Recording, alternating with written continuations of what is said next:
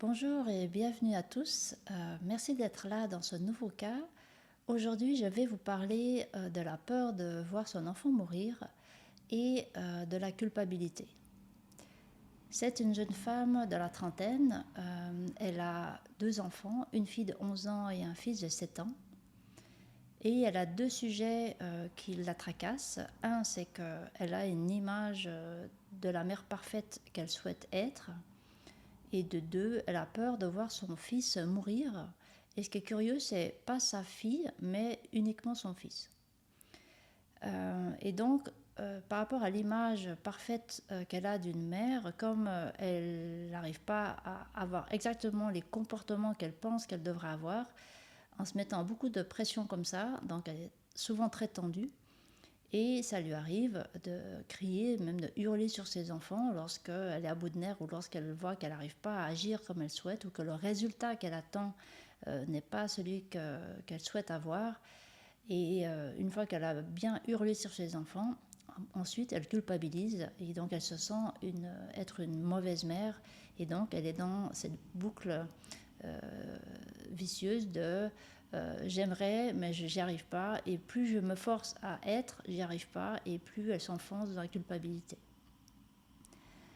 Et pour l'autre sujet, c'est assez irrationnel effectivement, et plus elle y pense, plus ça l'angoisse, mais elle peut que constater qu'elle n'arrive pas à se sortir cette angoisse de la tête.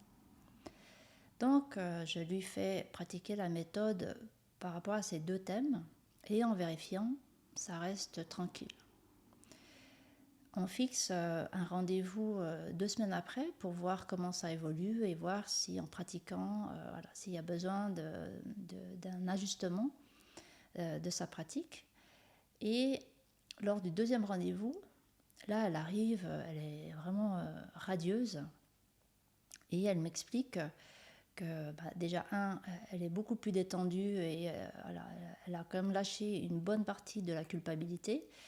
Mais elle pense que le processus est à terminer, mais le plus gros morceau a déjà bien lâché.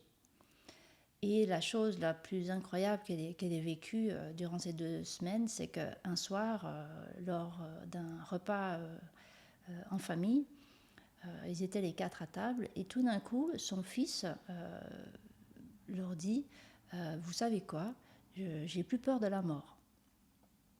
Et là, elle est vraiment surprise. Elle lui demande mais tu sors ça d'où ou par rapport à quoi?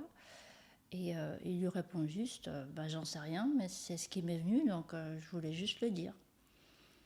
Et donc, lorsqu'elle me partage ça, je lui fais comprendre que tout est en interconnexion, que tout est en miroir, et donc le fait qu'elle ait lâché cette peur, en résonance, elle a eu cette confirmation dans son quotidien, dans sa réalité. Et c'est ça que ça a confirmé. Et là, elle a vraiment réalisé ça parce qu'elle s'est de nouveau sondée.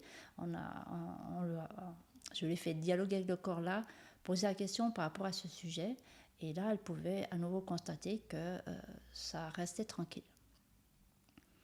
Et donc, c'est là qu'on comprend que comme tout est en résonance et que tout est en miroir, lorsque on lâche, il y a quelque chose qui change entre guillemets à l'intérieur, ça se voit également à l'extérieur.